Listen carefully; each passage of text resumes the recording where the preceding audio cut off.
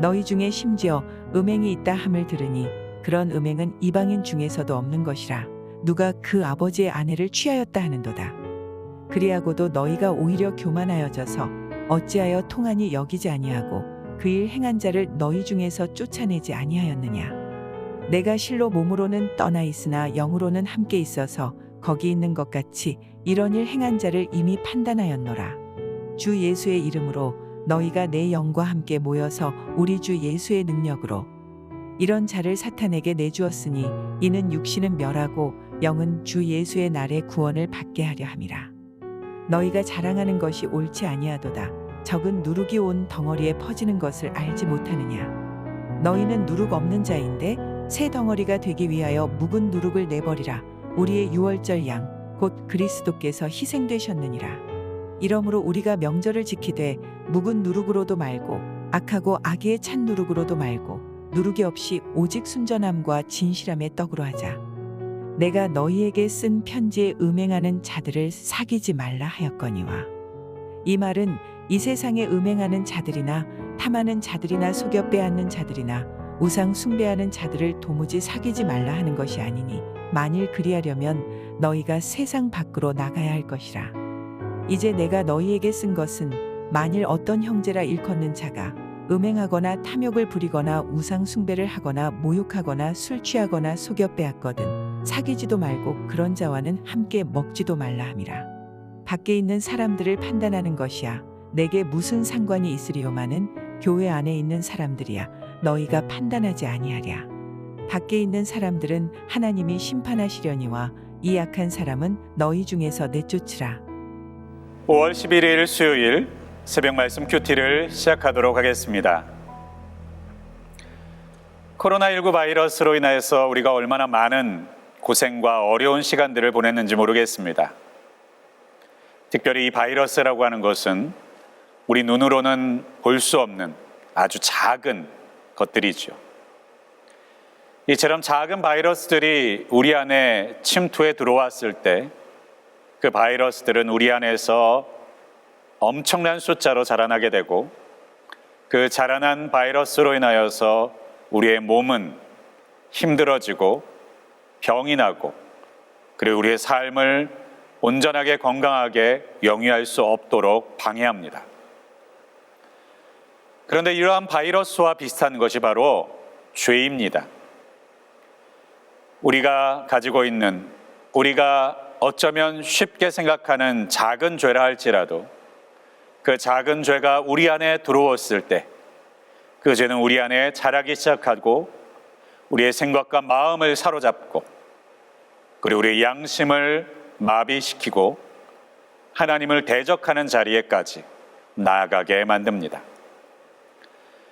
이처럼 자라나는 죄의 특성을 성경에서는 누룩에 비유하고 있습니다. 빵을 부풀리는 누룩을 말이죠. 그 누룩은 아주 작은 티스푼으로 하나 양만 넣더라도요, 금세 빵을 부풀어 오르게 해서 커다랗게 번져갑니다. 그래서 성경에서는 이 누룩을 조심하라는 경고를 우리의 죄를 경계하는 말씀으로서 해주고 계시죠. 특별히 교회는 어떠한 죄인이라 할지라도 사랑으로 품고 용납해주는 귀중한 특징을 가지고 있습니다. 그러나 우리가 오해하지 말아야 될 것이 있습니다.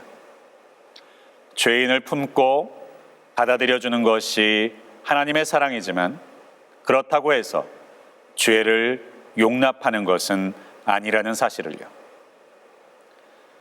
죄를 지은 사람은 분명히 회개하고 주님 앞에 돌아올 수 있도록 우리가 최선을 다하지만 교회 안에는 결코 죄가 관용하거나 용납되거나 가볍게 여겨져서는 절대 안 됩니다.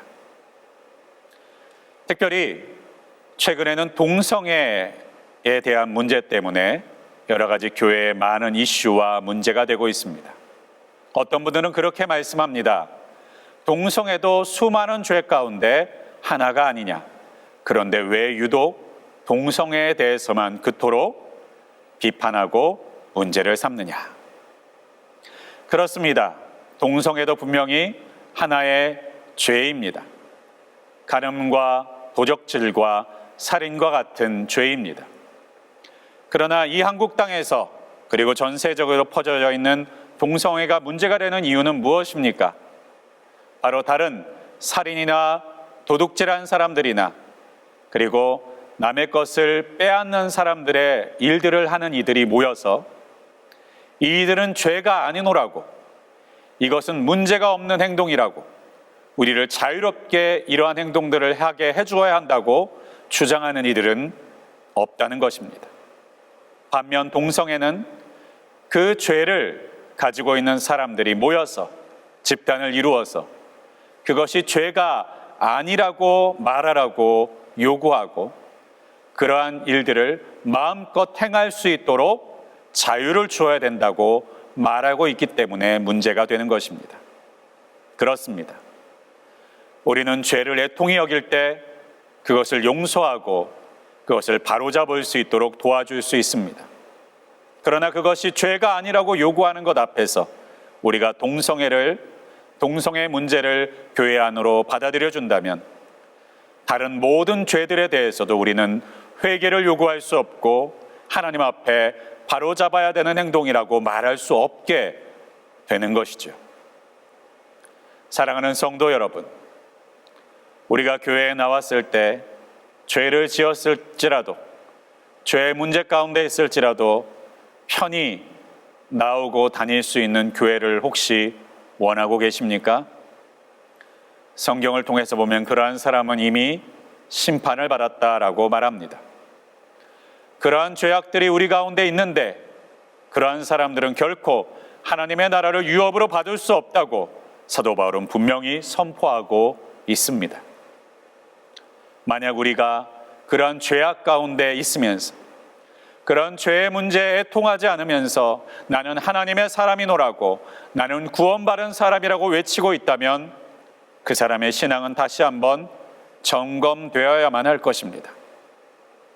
그 입술로 내가 예수를 믿는다고, 내가 예수를 믿는 줄 믿고 있는 사람인지 아니면 정말로 예수를 믿고 있는 사람인지 우리는 항상 점검해 보아야 될 필요가 있습니다.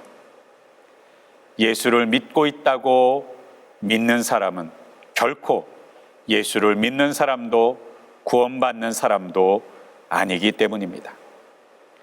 사랑하는 여러분, 우리 안에는 어떤 작은 죄라 할지라도 대적하시고 그 죄에 애통하실 수 있기를 주님의 이름으로 간절히 축원드립니다. 하나님께서는 바리새인의 기도를 받으시는 하나님이 아니라 세리의 기도를 애통하는 마음으로 상한 심령으로 나와 주님 앞에 기도하는 기도를 받으시는 하나님이시기 때문인 줄 믿습니다. 오늘 이 새벽에도 이 아침에도 주의 말씀을 기억하며 우리의 마음 가운데 있는 작은 죄라 할지라도 애통하는 마음으로 주님 앞에 회개하여 가지고 나오실 수 있기를 주님의 이름으로 축복합니다. 애통하는 자에게 복이 있나니 우리 주님께서 우리에게 천국을 선물로 주실 줄 믿습니다. 기도하겠습니다. 전능하시고 분명히 살아계신 하나님, 죄에 대해서 관용하는 시대, 죄악이 너무나도 팽배하여서 작은 죄에 대해서는 무감각해지는 시대 가운데 살고 있는 성도들을 불쌍히 여겨주시옵소서.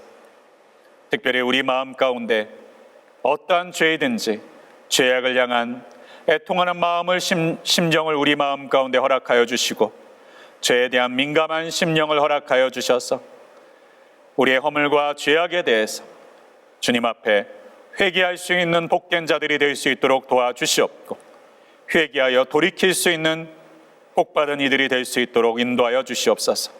특별히 죄를 가볍게 여기는 마음, 죄와 타협하는 마음들을 우리 마음 가운데 내어 쫓아 주시옵고 날마다 우리 주님 앞에 거룩함을 향해서 힘껏 나아가는 하나님의 사람들이 될 수 있도록 붙들어 주시고 성령 가운데 인도하여 주시옵소서. 이 모든 말씀 우리 주 예수 그리스도의 이름으로 간절히 기도하였습니다. 아멘.